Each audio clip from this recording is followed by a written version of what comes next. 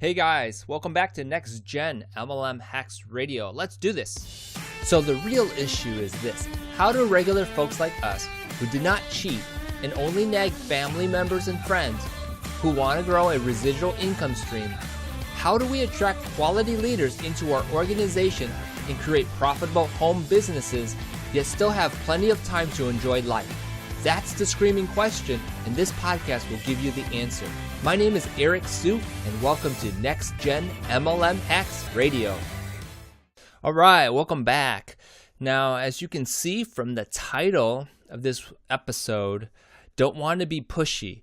It's a great conversation topic for anyone in network marketing, for anyone who's new to all of this as well. And I can certainly remember the feeling of being that salesperson and don't want to be pushy and just want to make the sale, but I just don't want to be pushy, right? And some of you guys may have that feeling as well. And not sure exactly what you've learned or what your upline has said to you or your sideline buddies have used before. Everyone's got an answer to that. And, some of the common answers would be, well, you aren't being pushy if you show that you care about them, right? And so they kind of flip the script in terms of the approach and how you think about the sale. And so it's a little bit of psychology there, and so that's one way to do it. I've heard other ways would be like, you have something that they need, and they just don't know it. So for you not to share it with them would be selfish of you, and so in no way would that be something a pushy person would be acting, right? So another kind of approach and a way to think about not thinking that you're being pushy. So, and the other way would be to talk less and share more from a caring mindset, right? Caring approach, right? So talking less is another way so that you don't sound pushy, right? And then, there's all these ways to say things and your tone and all this stuff that comes across that makes it sound like you're not pushy, right? And so I want to say, I could go on, but I want to say that a lot of what I've just said so far comes from a tactical viewpoint, which is changing your mindset, changing your attitude, saying things in a certain way. And, those are great approaches for some people. And to get over that hump of feeling pushy, I think is what I'm trying to conclude here about all that.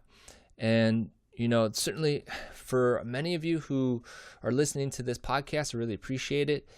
I want to say that I've been learning a new kind of way, an online way that kind of puts that to rest, puts the whole idea of being pushy to rest, because it doesn't take what I'm talking about.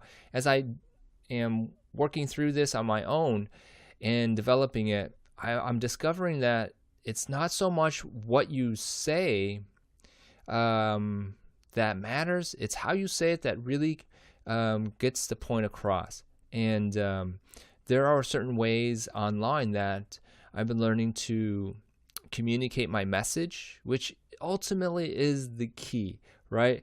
Is if you have the wrong message, some people, a lot of people will not even take a second look, right?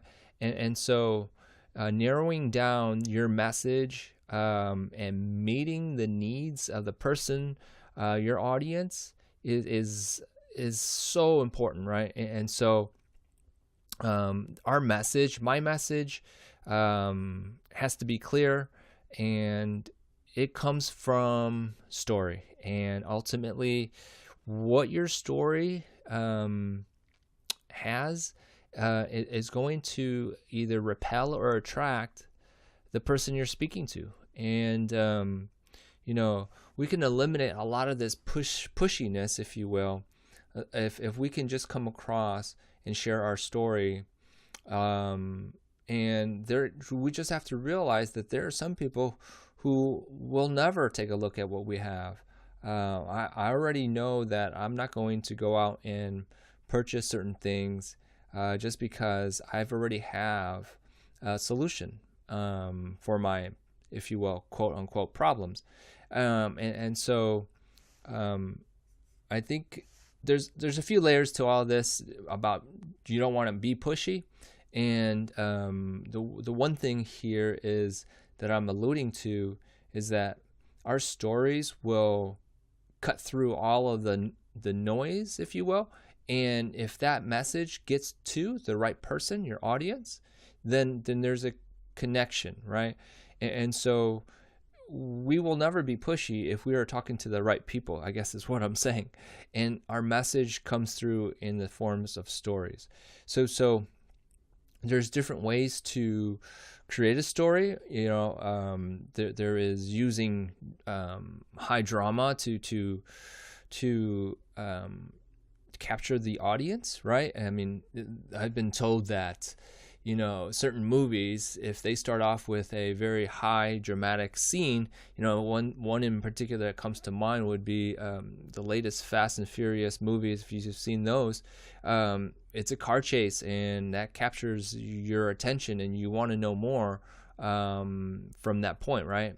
And so your story, it can come from a high drama standpoint, which it's a very good way to capture somebody's attention, right? But my whole point here is that we can eliminate being pushy if we can eliminate the idea that we're talking to the wrong person. Or let me say that again. We're talking to the wrong person, and then we're trying to convince them that they need our products, right? And so ultimately, you will probably feel pushy once they start saying all these rejections. And I can remember a lot in the past, I would just be talking to people, and they weren't the right prospect, and we kept talking and talking. And obviously, I'm passionate about what I believe in, and we all are. And it just comes across to the wrong audience / person. And so I think that kind of creates this scenario for you to be feeling pushy, and for a lot of us, we don't want to be that way, right? And so when I want to change, or what I want to do is change the way I approach things. So let me just say that when we start talking to people, we need to know that we're talking to the right person. Number one, qualify them, I guess it would be the good way to say it. And then ultimately, our story, our message through story will probably be the surefire solution to getting this person to be open.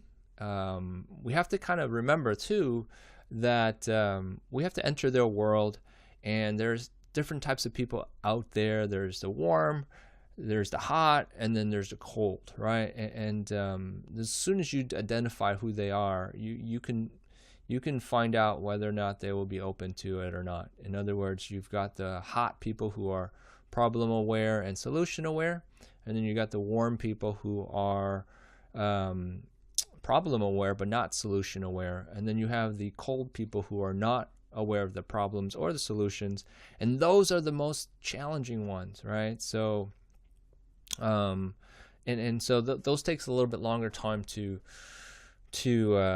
crack, if you will. But I rather talk to people who are warm or hot, mostly hot, and that starts with a good message to them, right? And I don't want to, I'm sounding like I'm going around in circles here. However, you can avoid being pushy if we just have the right audience and have the correct message meeting the correct message to meet the audience's needs. Okay, so take that to heart, and I hope what I've said so far makes some sense to you guys. And I just want to say that I've got a cool master pack that can help teach you how to market better, and that is on my website, Nextgen MLM Hacks Radio.com, and you can get that for free. And I've been documenting all this to share with you. I am doing this on my own as well, to see how it works, and it's working great. I want to say that there's no more pressure for me to talk to the wrong audience and be pushy, and that I hope that helps you guys feel less of a pushy person as well. And it's not about all this the if you will, verbiage tactics that you need to know, but you want to be able to talk about your story and the message behind it to connect with people. And I think that will resonate with that person that you're speaking to. So I will let you guys go now, and before I keep going back and forth. So I hope you guys have a great day, and we'll see you in the next episode. Bye. Hey, thanks for listening. Please remember to subscribe and leave feedback for me. Do you have a question that you want answered live on the show? Go to Nextgen MLM Hacks Radio.com to submit your question and download your free Nextgen MLM Masters Pack.